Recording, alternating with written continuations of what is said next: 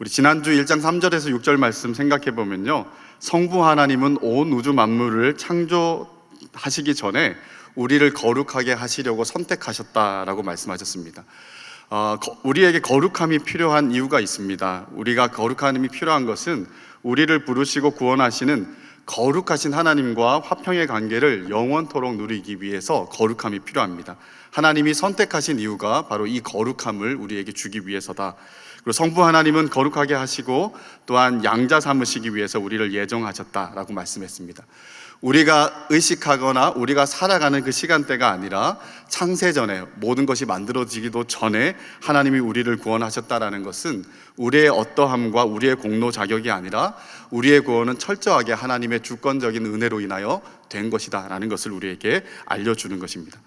오늘은 성자 예수님의 구원에 대한 이야기를 하고자 하는데요, 성부 하나님은 선택과 거룩함 그리고 예정과 양자라는 키워드가 있었다 그러면 성자 하나님의 구원을 오늘 본문을 쭉 따라가다 보면 세 가지의 중요한 단어가 나옵니다.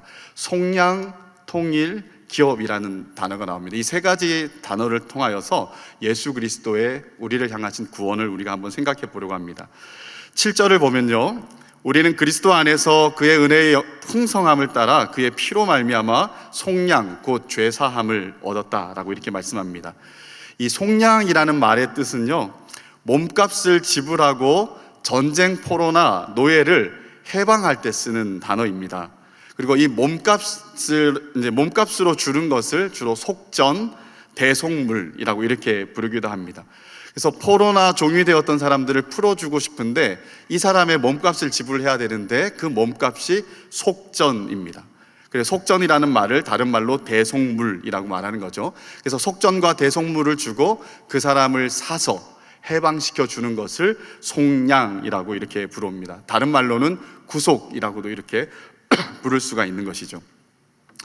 우리가 원래 어떤 상태에 있었습니까? 에베소서에 따르면 우리는 허물과 죄로 죽은 자였다라고 말합니다. 그리고 이 세상 풍조와 공중 권세 잡은 자, 즉 불순종의 아들들 가운데 역사하는 영을 따르던 상태였었고, 육체의 욕심을 따라 지내며 육체의 마음이 원하는 것을 하여 본질상 하나님의 진노의 자녀였었다라고 말해요. 로마서에서는 그 마음에 하나님 두기를 싫어하며 깊은 불경건과 하나님 없음과 모든 불의에 빠져 있었던 사람들이 바로 우리였다라는 거예요. 죄에 사로잡혀서 죄의 노예가 돼 있었던 것이 바로 우리의 원래 상태였다라는 것입니다. 그래서 우리는 속량이 반드시 필요한 존재였던 거예요. 그래서 해방과 구속을 위하여서, 우리를 속량하기 위하여서 하나님은 속전이 필요했고 대속물이 필요했습니다. 그 대속물이 바로 뭐였냐면 하나님 어린 양 예수 그리스도, 하나님이시면서 동시에 사람으로서 우리를 대표하실 수 있는 바로 그분이 대속물이었다라는 것이죠. 구속의 방법을 오늘 본문에서는 그의 피로 말미암아라고 이렇게 얘기를 하고 있어요. 즉 예수의 피와 생명이 죄인을 그 죄에서 자유케 하기 위해 주신 속량, 즉 속전, 대속물이었다라고 이렇게 말씀하고 있는 것입니다. 예수님께서 왜 하늘 영광을 버리시고 이 땅 가운데 오셔야 했을까요? 그것은 자신의 몸을 찢고 피를 흘려서 자기 자신을 우리의 속전으로, 우리의 속량물로, 대속물로 주시기 위해서 이 땅에 오셨다라는 것입니다. 예수 그리스도의 희생제사 외에는, 예수의 피 외에는 다른 길이 없기 때문에 예수님이 2000년 전에 이 땅 가운데 약속된 대로 오셔서 약속된 대로 죽으실 수밖에 없으셨다라는 것이죠. 우리가 크리스마스라는 말을 합니다. 예수님의 탄생을 기념하는 날인데요, 이 크라이스트, 즉 예수 그리스도, 그리스도라는 말과 메스, 즉 미사라는 말이 합쳐져 있는 말입니다. 예수 그리스도의 미사라는 말이 크리스마스라는 말의 의미이죠. 그래서 이 미사라는 말은 여러 가지 뜻이 있었는데 한 3세기에서 6세기 정도에서는 제사라는 뜻이 대단히 지배적인 의미였습니다. 그래서 우리는 예수 그리스도의 탄생을 기념하는 날을 크리스마스라고 하는데 그 단어의 진짜 의미는 그리스도의 제사를 의미한다는 거예요. 그래서 예수님이 이 땅에 왜 오셨는가? 예수님은 우리를 위한 한 제사를 드리기 위해서 자신을 속량물로, 속전으로, 대속물로 우리에게 내어주시기 위해서 오셨기 때문에 우리는 크리스마스를 기뻐하는데, 주님의 오신 것을 기뻐하는데, 그분이 우리를 구원하기 위해 오셨다라는 사실들을 기뻐하고 있는 것이다 라는 것입니다. 그런데 왜 하나님은 이같이 번거롭고 불편한 일을 하셨을까요? 하나님이시던 그분이, 영으로 존재하시던 분이 육신을 입고 이 땅 가운데 오셔서 그것도 고통 속에서 죽어야만 하는 이 일들을 왜 하셨을까? 우리가 이해를 할 수가 없습니다. 우리가 너무 예뻐서, 또 우리가 그런 사랑을 받을 만하기 때문에 아무리 사랑받을 만한다 하더라도 그렇게까지는 할 필요가 없지 않을까라는 생각이 들어요. 그런데 하나님은 사랑받을 수도 없고 자격도 없고 원수 같은 죄인인 우리를 위해서 우리의 죄값을 대신 지고 피 흘리시고 죽으셨습니다. 7절에서 그 이유를 이렇게 단순하게 말합니다. 뭐라고 말하냐면 그 은혜의 풍성함 때문에 그렇게 하셨다. 이 전체 문법을 살려서 번역하려면요, 이렇습니다. 하나님께서 우리에게 넘치게 주신 그 은혜의 풍성함을 따라 그리스도 안에서 그의 피로 구속 곧 죄사함을 받았다. 즉 넘치게 주신 그의 풍성함을 따라, 그 넘치는 풍성함이 우리를 위해 아들을 내어주시고 아들이 몸을 찢고 피를 흘려 대속물로 죽으시는 그 이유였다라고 이렇게 이야기를 하는 거예요. 에베소서 2장 4절에서도 이렇게 말합니다. 긍휼이 풍성하신 하나님이 우리를 사랑하신 그 큰 사랑을 인하여서 우리를 구속하셨다라고 말씀하셔요. 우리의 어떠함 때문이라든가 우리의 어떤 자격이나 공로, 우리가 그런 사랑을 받을 만하기 때문에 그렇게 하신 것이 아니라 하나님의 어떠함 때문에, 하나님의 풍성하신 은혜 때문에, 넘치는 사랑 때문에 하나님이 그와 같은 일들을 하셨다라고 이렇게 말해요. 이렇게 번거롭고 불편하고 그리고 고통스럽고 합당치 않아 보일 정도의 일들을 주님은 단순히 우리를 향한 긍휼이 풍성하신 사랑 때문에 그렇게 구속의 일들을 하셨다라고 성경은 우리에게 제시를 하고 있는 것입니다. 사랑하는 성도 여러분, 우리는 이 같은 하나님의 넘치는 긍휼과 풍성한 이 사랑을 깨닫고 마주하기 위하여서 예수 그리스도와 그리스도의 사건을 읽고 십자가를 묵상하는 일들을 참 많이 해야 됩니다. 우리가 흔히 아는 이야기이기 때문에, 이미 내가 교회 생활을 얼마나 했는데 복음이라는 것은 내가 줄줄줄줄 말할 수도 있어 라고 생각하면서 우리는 생각보다 그 복음의 이야기에 머물러서 그 복음 안에 있는 하나님의 마음을 마주하려고 하지 않을 때가 많습니다. 고난주간쯤 되면 우리가 또 특별히 마음을 정해서 하나님의 고난, 그리스도의 고난에 좀 집중을 할지는 모르겠지만 대체적으로는 그냥 안다 생각하면서 넘어갈 때가 많아요. 그렇게는 하나님의 그 사랑의 풍성하신 은혜들을 우리가 마주하기가 생각보다 어렵습니다. 우리가 예수 그리스도 사건과 또한 그리스도가 왜 이렇게까지 하셔야 됐는지를 들여다보고 들여다봐야 그분의 마음이 보이고, 그분이 마음이 보이고 느껴져야 우리를 향하신 이 하나님의 사랑이 결코 작지 않고 결코 가볍지 않고 정말 우리가 말로 표현할 수 없게 무겁고 중한 것이다 라는 것들을 우리가 깨달을 수가 있는 것이죠. 그리고 우리가 얼마나 죄인인지를 알아야 이 하나님의 사랑이 우리에게 얼마나 어울리지 않는 것인지 우리가 알고, 그럼에도 불구하고 어울리지 않는 사랑을 이렇도록 부어주신 하나님의 그 은혜와 사랑이, 그 압도하는 사랑이 우리에게 조금씩 더 풍성하게 경험되어지는 것입니다. 그래서 우리는 이 예수 그리스도의 속량과 속전으로 자기를 내어주신 하나님의 은혜를 좀 들여다보는 일들을 해야 돼요.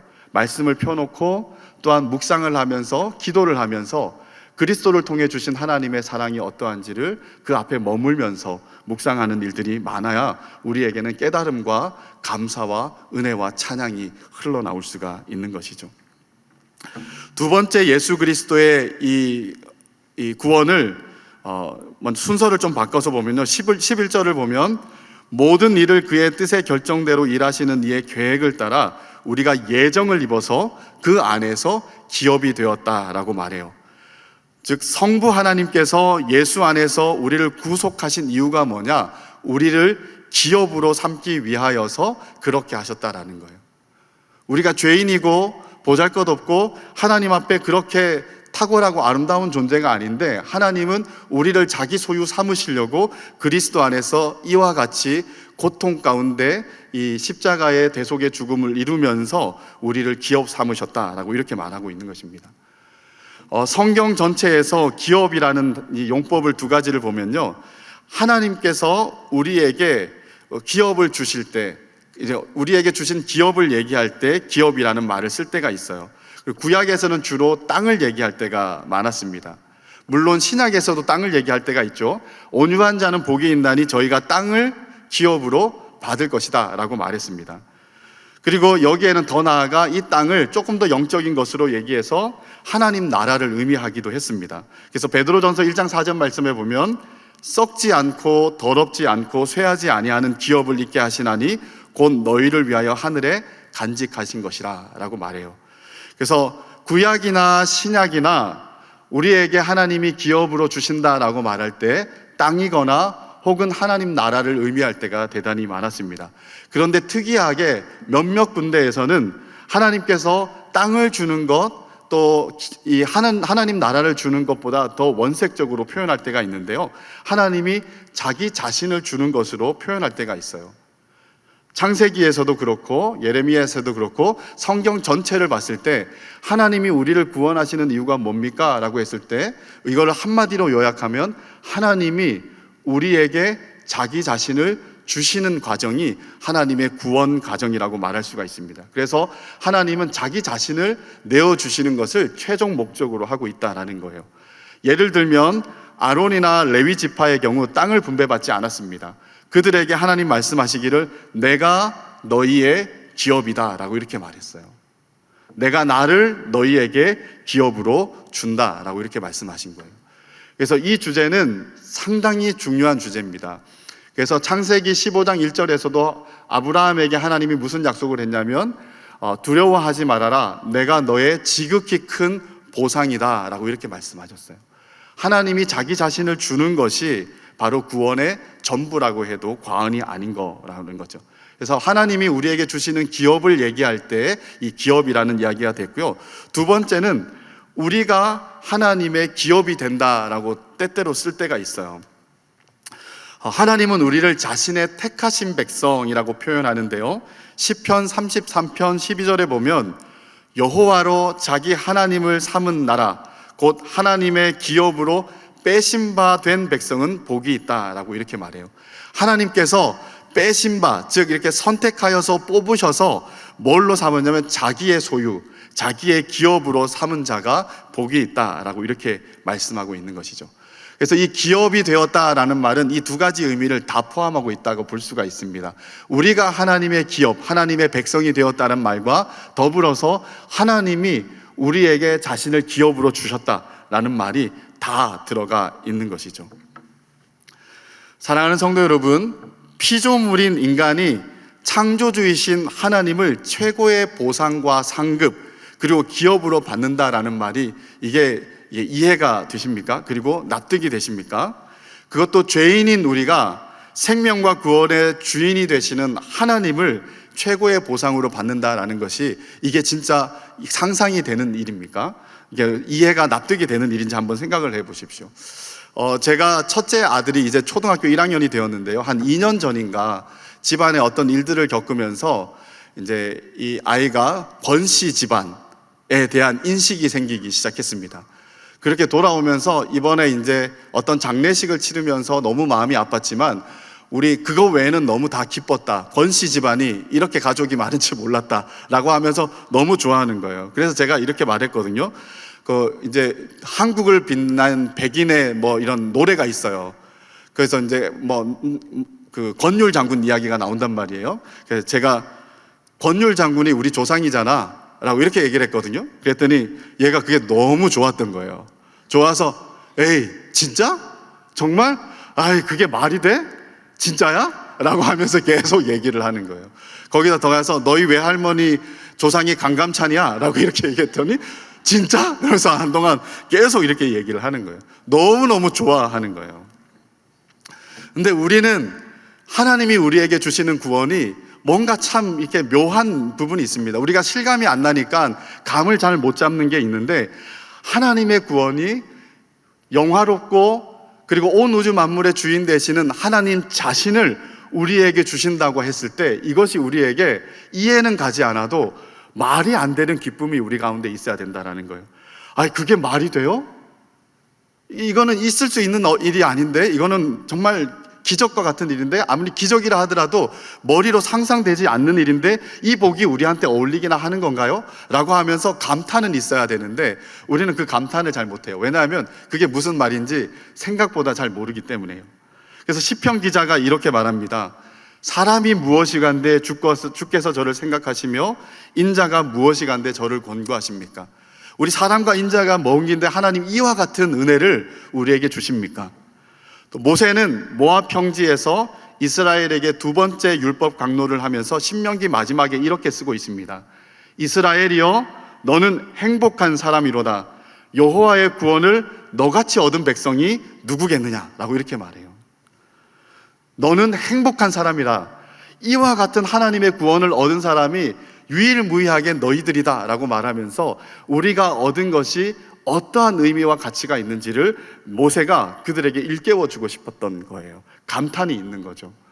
우리는 하나님의 구원을 마주하면서 하나님의 구원이 이와 같이 위대하고 놀랍다라는 것을 우리가 감탄하면서 정말 말이 안 되고 설명할 수가 없고 이해할 수가 없고 납득할 수 없지만 하나님의 그와 같은 위대한 구원이 지금 나에게 임해 있구나. 예수 그리스도의 속량과 피 흘림과 몸을 찢고 대속의 제물로 자신을 주심으로 말미암아 하나님의 그 은혜가 우리에게 임했구나 라는 사실들을 가지고 우리는 크게 기뻐할 줄 알아야 됩니다. 그리고 하나님의 기업이 되고 하나님을 우리의 기업으로 받았다라는 사실 때문에 말할 수 없는 감격을 가지고 하나님을 정말 벅찬 마음으로 찬양하는 것들이 우리에게 끊이지 않아야 된다라는 거예요. 이게 예수님을 통해서 말하는 두 번째 구원입니다. 세 번째 얘기는 이제 중간 부분인데요. 8절에서 10절에 나옵니다. 핵심 단어가 통일이라는 단어예요. 통일. 하나님은 모든 지혜와 총명으로 하나님의 비밀스러운 뜻을 우리에게 알게 하셨다라고 말해요. 그리고 그 뜻은 그리스도 안에서 때가 찬 경륜을 위하여서 예정하신 것이다 라고 말합니다.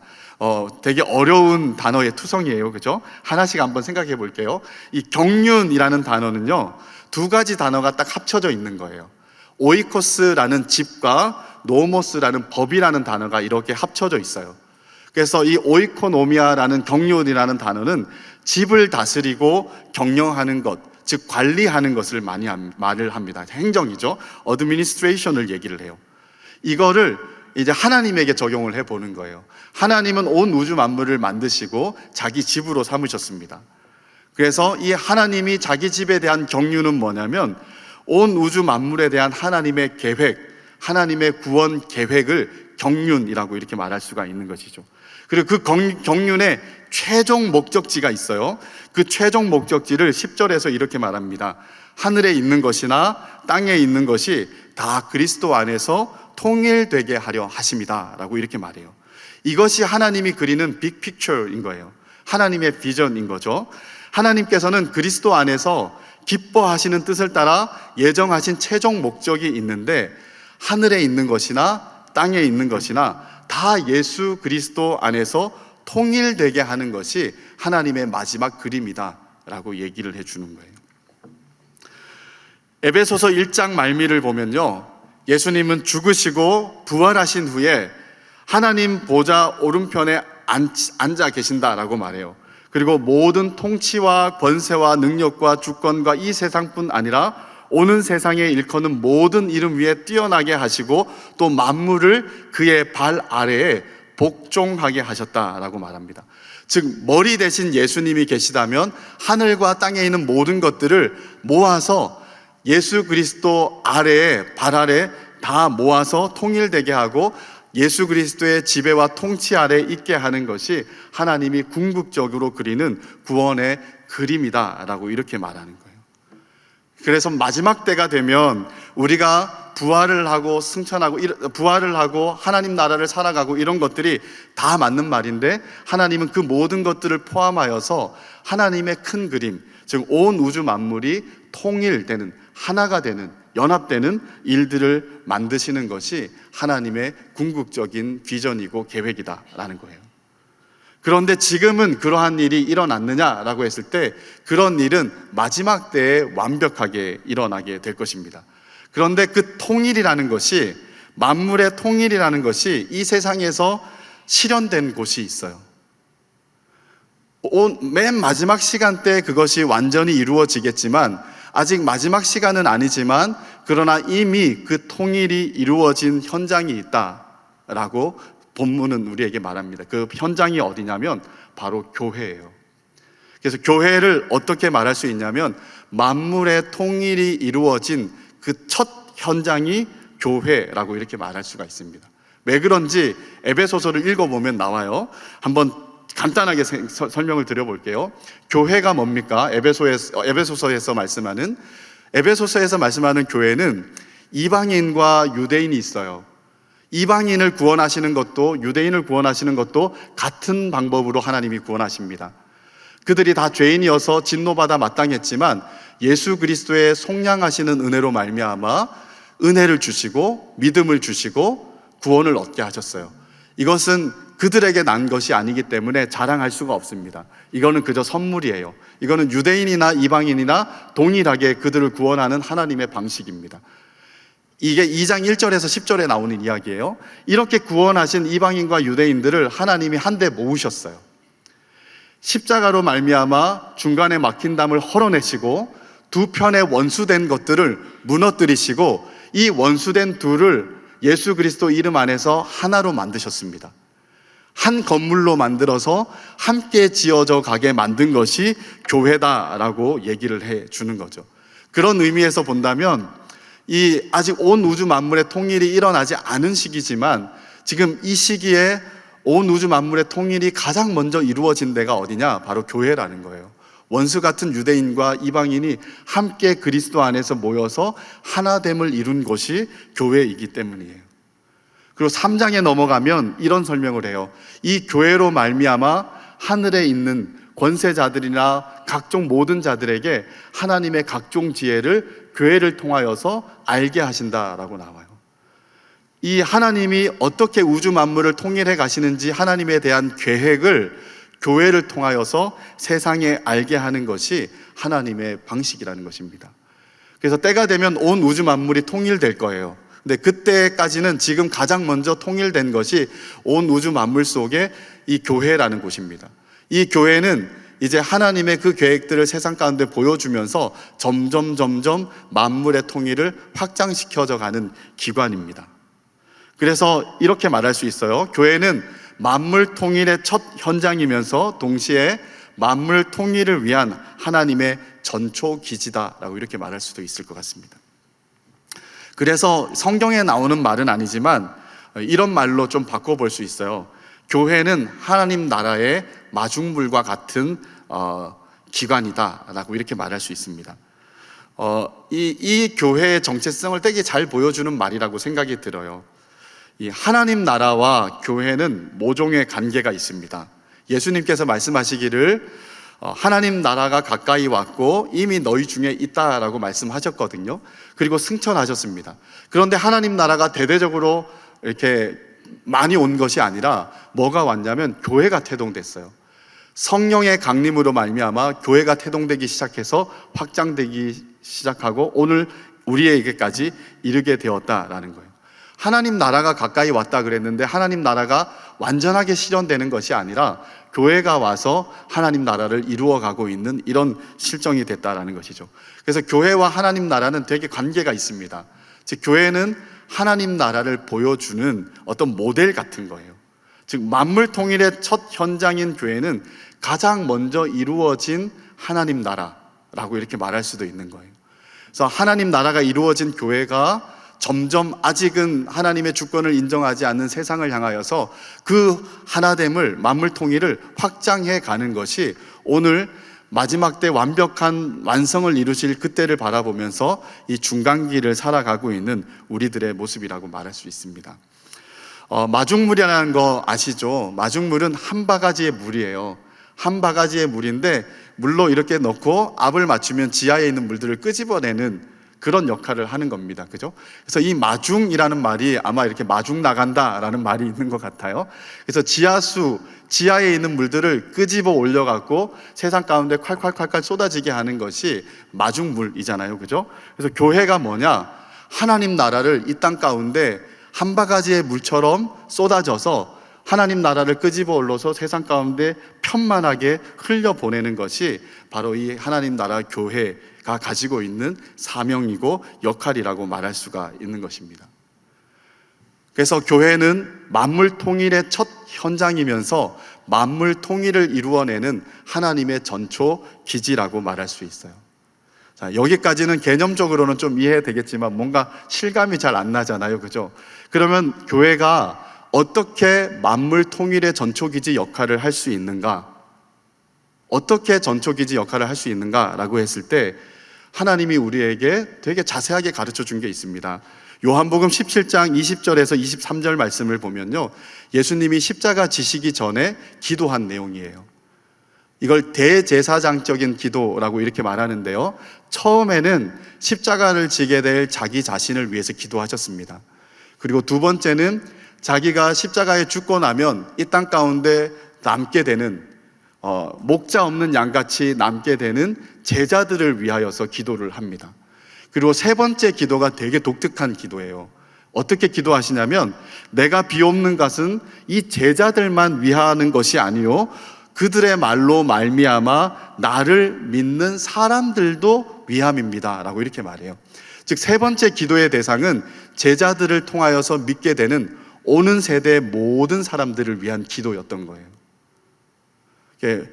오는 세대의 모든 사람들을 위해서 기도하는데 기도의 내용이 두 가지입니다. 첫 번째는 뭐냐면, 아버지여, 아버지께서 내 안에 계시고 내가 아버지 안에 있는 것처럼 그들도 다 하나가 되어서 우리 안에 있게 해주십시오 라고 이렇게 말해요.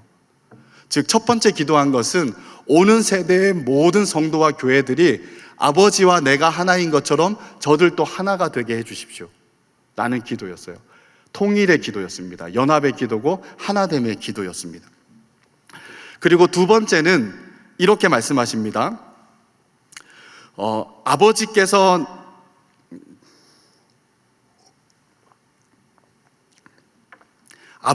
내 안에 계시어 그들로 온전함을 이루어 하나가 되게 하려 함은, 이렇게 말씀해요.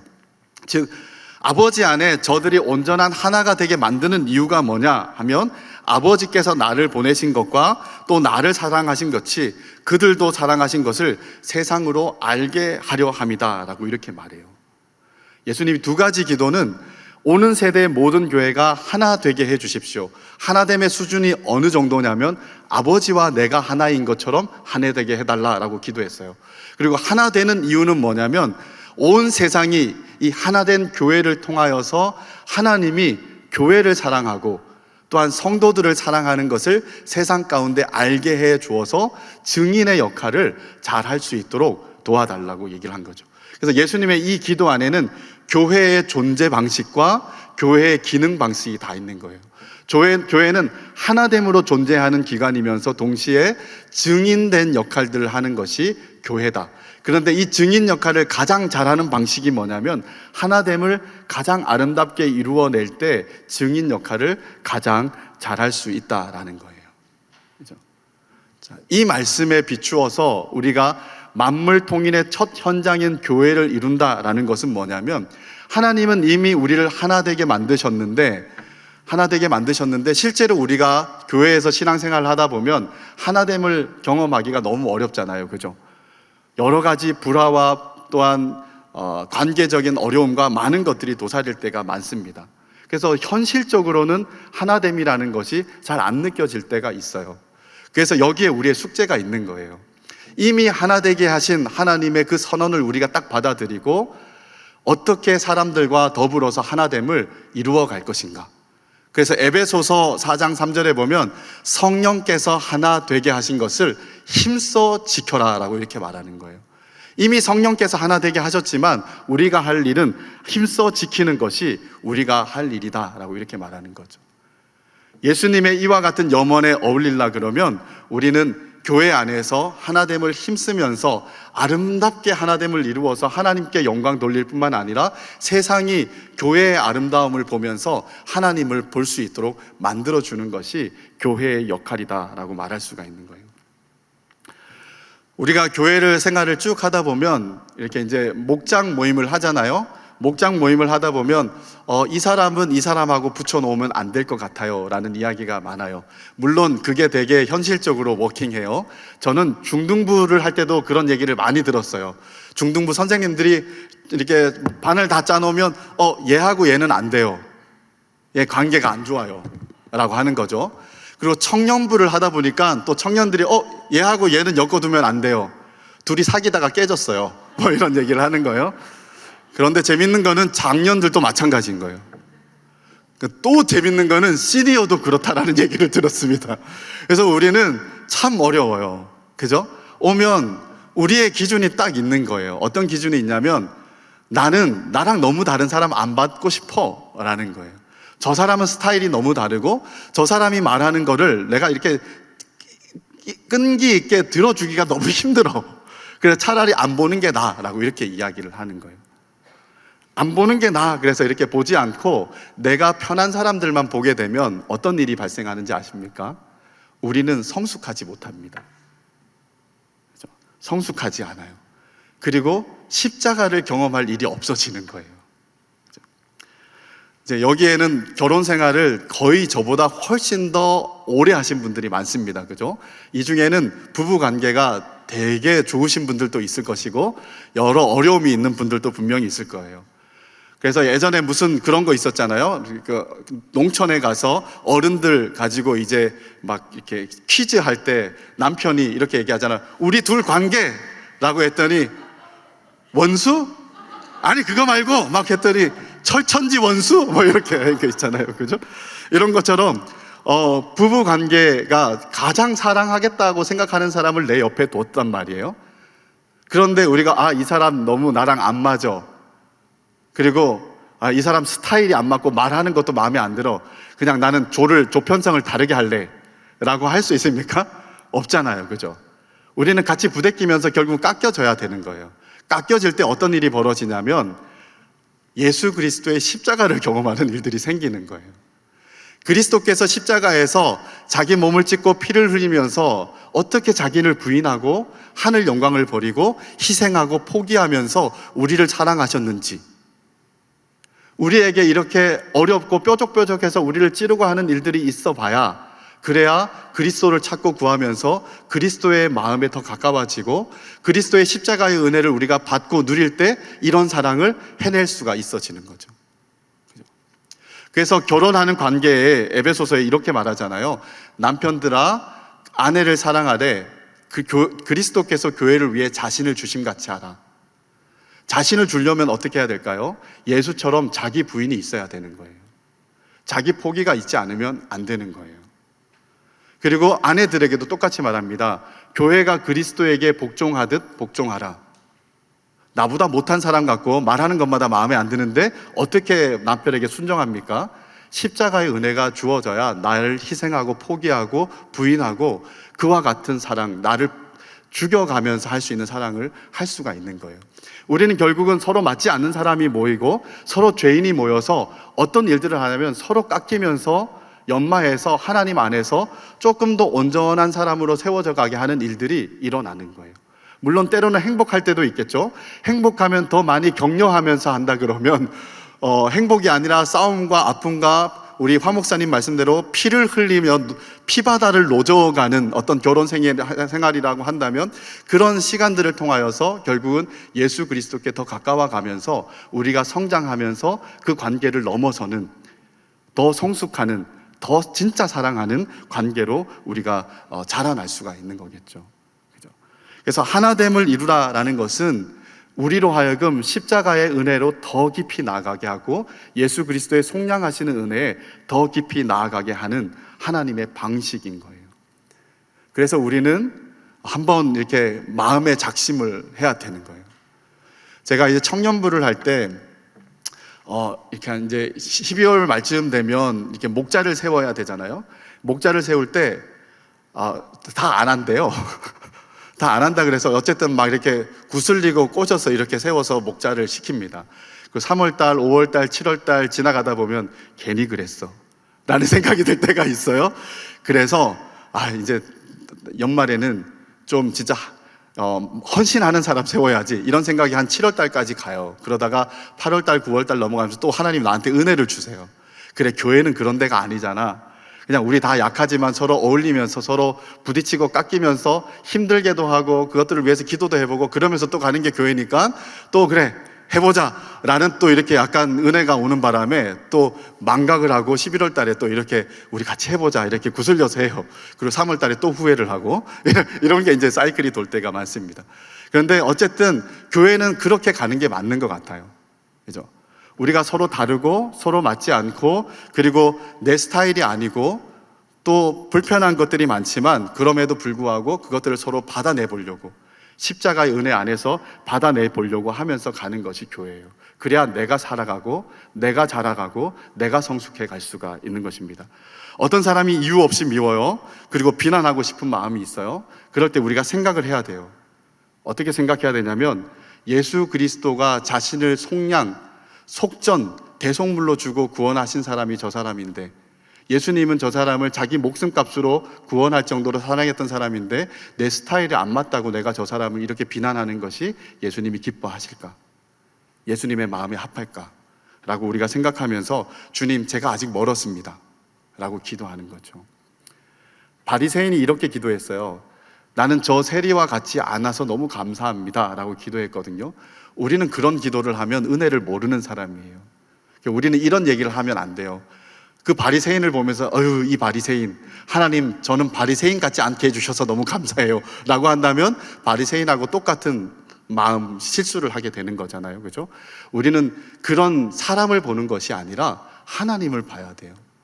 하나님 안에서 하나님이 어떤 값으로 나를 구원하시고 어떤 값으로 저 사람을 구원했는지 그걸 보면서 그 사람의 가치를 인정하고 그 사람을 받으려고 하되 내 힘이 아니라 십자가의 은혜로 그 사람을 받으려고 하면서 한 걸음 한 걸음 가면 이 교회는 만물 통일의 첫 현장이라고 하는 말에 어울리도록 연합과 통일, 아름다운 탁월한 그런 연합이 이루어진 하나님이 기뻐하시는 그 교회를 이루어 갈 것입니다. 그리고 그 교회가 이루어지면 이 교회가 세상 가운데 드러나면 드러날수록 세상은 그 안에서 하나님을 보게 되는 거예요.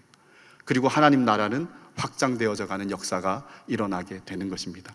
사랑하는 우리 성도 여러분, 그리고 우리 사교구 하늘 가족 여러분, 예수 그리스도의 속량과 기업으로 주신 또 자신을 기업으로 주시고 우리를 기업 삼으신 그 구원의 은혜, 그리고 만물 통일의 그 구원들을 우리가 깊이 한번 생각해 봤으면 좋겠습니다.